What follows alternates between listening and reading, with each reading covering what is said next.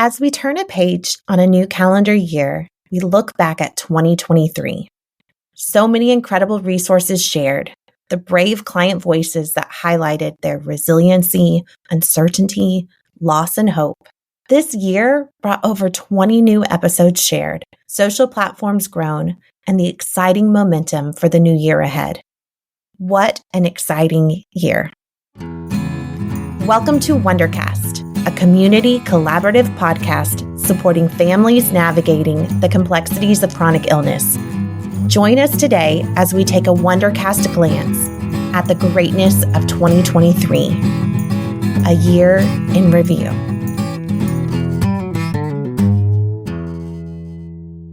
This year, we leaned into the stories from the clients we serve that continue to be my personal why for continuing in the work that I do. These individuals, big and small, shared their stories with us that have forever changed my view on the world. In case you can't remember, let me reintroduce you to these incredible individuals. I'm Holly Barrett, and I've lived in Central Texas for over 20 years now. I'm a nurse. I haven't worked full-time since I was diagnosed. I had invasive ductal, invasive lobular in situ, and ductal in situ. Oh. Yeah, so I mean the gamut, go big or go home, right? I was in remission for 8 years, and I was re-diagnosed in December. It was like December 2nd of 2022. Hi, my name is Annie. I can purr. Like a kitten?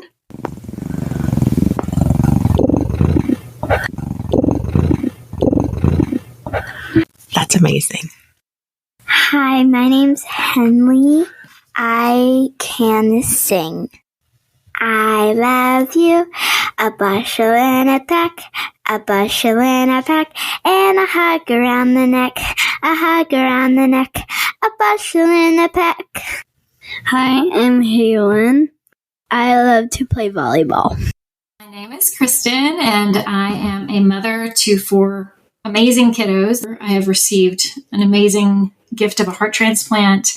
It was incredibly successful. I have medical things I have to do, and I am on daily immune suppression and will be for the rest of my life. So that introduces, some other things. But I'm here today, still a mom of 4, still doing mom stuff and living a very full life. My name is Chad Riggins. I'm a husband, and luckily, I'm a father of 2. What I enjoy in life outside my family is spending time either backpacking or rock climbing. I have frontal lobe seizures, and so I have trouble remembering things, especially people's names, recalling events. Now, I can remember things that's happened several years ago, but current events and stuff like that, and things that you think you should know. Hi, everyone, and thanks for listening. My name is Tiffany, and I'm so excited to be here today. I'm a little bit nervous, a little bit excited. I am 35 this year. I have had cancer for almost 4 years now. I think that, like many of us parents and mothers out here, that we try not to be defined by cancer. Our network of support for Wonders and Worries grows greater and stronger every single year. This year, we met with physicians, social workers, child life specialists, care farmers, speech-language pathologists, care coordinators, teachers, laughter yoga leaders, and published authors from all over the country with the shared goal of learning from their expertise, identifying resources in our own communities, and growing our wellness. Well, I am Dr. Lon Smith. I am a medical oncologist here in San Antonio. I was trained in internal medicine and did a residency at the University of Texas in Houston, then a fellowship in the Department of Developmental Therapeutics at MD Anderson Hospital in Houston. And then I moved to San Antonio, and I've been in private practice here for now a long time. Started along with Dr. Steve Coulter what has become the START Center for Cancer Care here in San Antonio, and now includes about 43 physicians. Well, hi, my name is Kristen. I'm one of the social workers in Houston, Texas. I work in the Texas Medical Center at a heart transplant and LVAD program. For those of you not familiar with LVAD, it's the left ventricular assist device and also known as a heart pump. So sometimes it helps people that are waiting for a transplant or may not be a candidate for a heart transplant as another option. Hello, my name is Jamie Tanner. I am the founder and volunteer CEO at Simple Sparrow Care Farm. So the Care Farm has been a registered 501c3 nonprofit for about 5 years, but I have had the farm for over 10 years. My name is Molly, and I am a speech-language pathologist in Washington State. And I work in a couple different settings. I am seeing patients in acute care, in a hospital, and also as an outpatient as part of their rehabilitation team. Hi, everyone. My name is Jackie, and I have had the great privilege of being a child life specialist for Wonders and Worries for almost 20 years. And I am also the program manager for the Austin area. Hello, everyone. It's so exciting to be here today. I am Kim Fryer. I have been a child life specialist for 30 years. Hi, thank you for having me, Julie. My name is Ashley Burns, and I have been a child life specialist for 8 years now. Hi, I'm Megan Christie, and I have been a teacher for 21 years, or this will be my 21st year of teaching. I am a mom of 2 kiddos. I get to bring them with me to school, so I love that. Hi, my name is Joni Brooks, and I live in San Antonio, Texas, and I am a sacred athlete, and I'm a somatic movement educator. And I've been doing this for over 30 years, and I have experience in the healing arts. My desire is for everybody to reach their full potential and live a life of pleasure. So my purpose in life is to help people to awaken to their ability to self-heal. I am Danielle Coleman. I am the child life specialist in the Houston office. I have been a child life specialist now for over 10 years, which I cannot believe that every time that comes out of my mouth. And I am a mom of 2. Hi, thanks so much for having me, Julie. I have been a child life specialist for 14 years, which is wild. I'm married to my college sweetheart, and we have 2 kids who challenge me and humble me daily. Hi, my name is Kate Mahan. I am the oncology social work counselor at Canopy Cancer Survivorship Center. And we are at the Memorial Hermann Woodlands Medical Center. So, hi guys, I am Dr. Elizabeth Potter, and I couldn't be happier to be here tonight. So I am a reconstructive plastic surgeon. My specialty is breast reconstruction, and my practice is based here in Austin, Texas. I serve women throughout the country. I take care of about 40% of the women in Central Texas who are diagnosed with breast cancer. So quite a large area. I've been here in Austin for about 10 years. My husband and I love living here and especially love the work that we get to do with this community. I spend so many hours immersed in the editing of the audio and in the retelling of the wisdom, authenticity, and vulnerability shared by our podcast guests. My heart comes away forever changed. Here are a few of my favorite takeaways from the 2023 seasons. What would you say is your favorite part of the profession that you have gotten to utilize at Wonders and Worries? Oh, Julie, there's so many things, and I know you've experienced this. There's that magic in seeing kids master this and parents feel confident and them grow through this, and not necessarily because of even anything we did, but because we help point them to what they have inside themselves. And I think that is just the most amazing gift when we can walk beside them and help them see what they possess inside that can help them cope and thrive and be resilient. So you did ask, how I manage my acuity level, all the different acuity levels, while also taking care of myself and making sure that there's balance, right? I think that's a big thing that we're all trying to strive for is balance.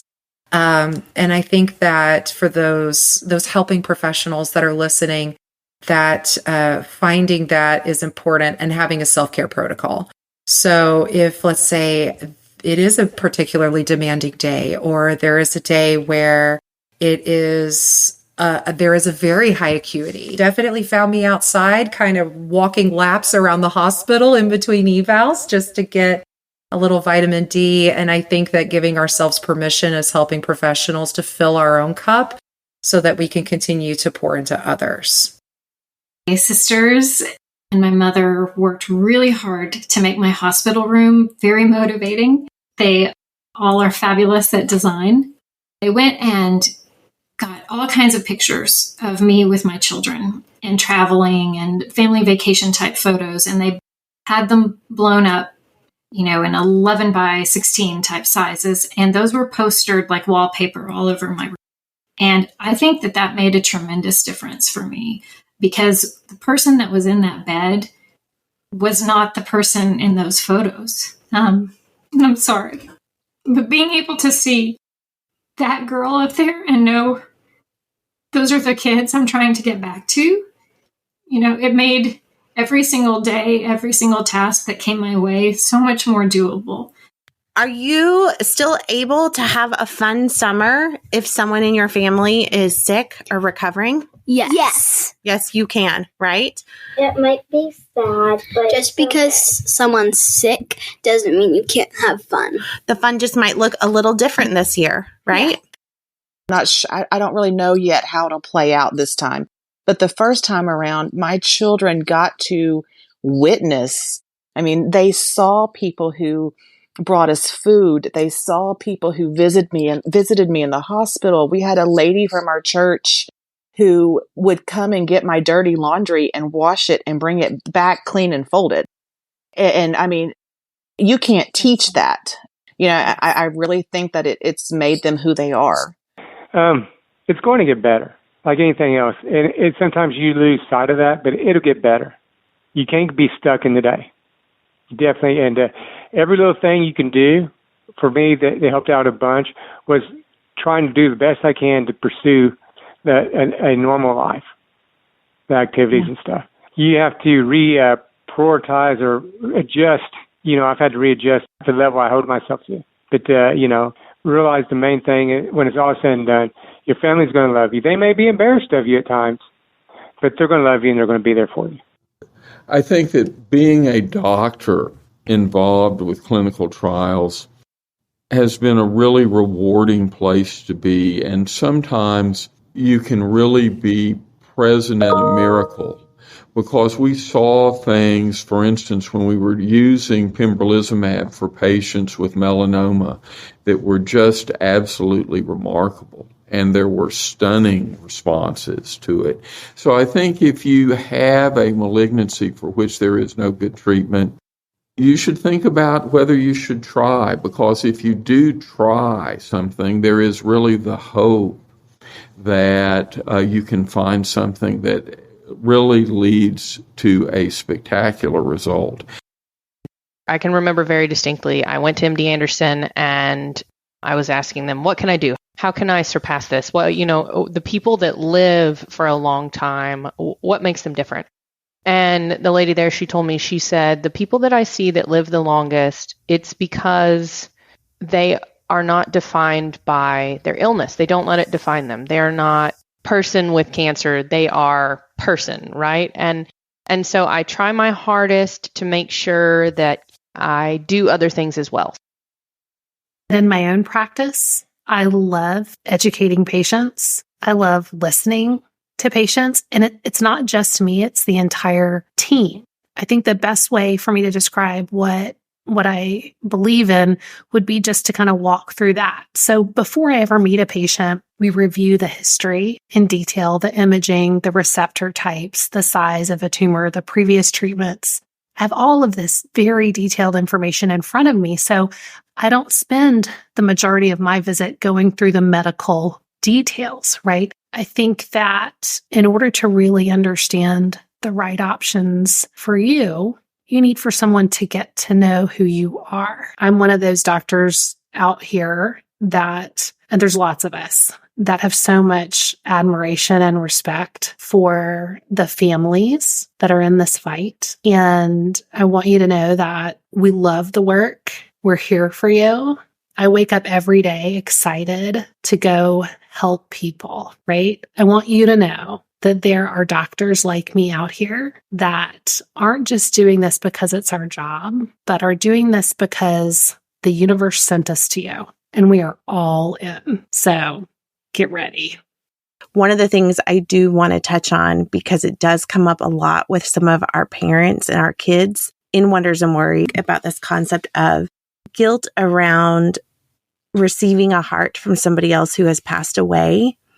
We took a fairly proactive approach on talking about that.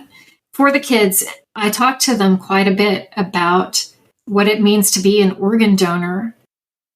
The kids and I pray a lot together, or did during that time, and we would pray about the donor and the donor family. And we were actually not praying for anything bad to happen to this person. We were praying the opposite. We were praying that God would be protecting them.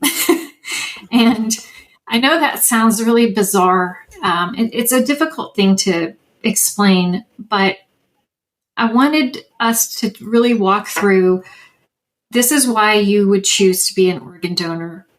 This is what happens as far as when someone in the medical profession would decide that that was something that could be proceeded with, and making sure the children understood there was no hope for that person at that point to save them, and that it was the decision to have a legacy to pass on, something you can do after death to be a hero to someone else's family.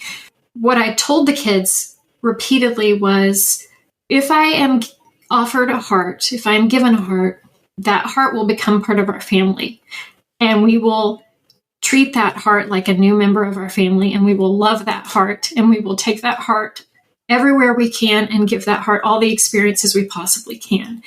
And that's what we have done. We gave my heart a name. We call her Grace. Grace is talked about a lot in our house, and anytime we do something new or exciting, we have a moment to say, thank you, Grace, because this is possible because of you.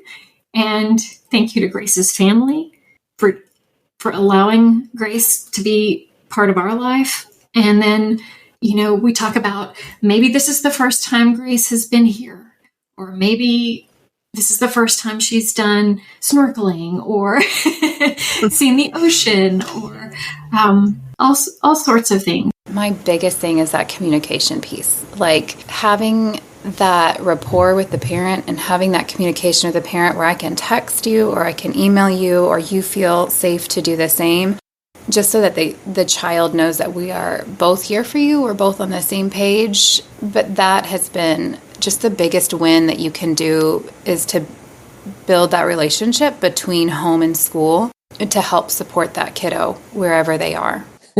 Oh gosh, I would say my favorite camp experience. So the camp that I volunteered at, Camp Spike and Wave, was for children and young with epilepsy.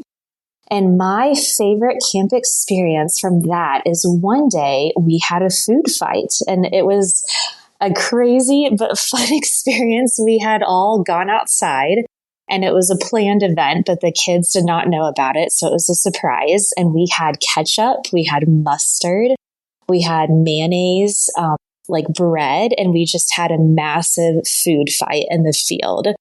And so it was yucky, it was messy, it took hours to clean up, but the joy that you see on those kids' faces and on the counselors' faces and the medical staff is one to remember forever. It's something that you definitely do not get to experience at home all the time. And so it's just by far my favorite memory. This is a common thing throughout Camp John Mark and other camps, but there was something called hug raids. And so a hug raid was where one cabin would plan to surprise another cabin and basically, show up and hug them. And the counselors would coordinate. So the counselors knew, oh, when we get back from this activity, this cabin's going to be in our cabin and surprise us. But I was as a child life specialist, I was part of the medical team. And so the nurses and doctor and child life specialists, we would do our own hug raids.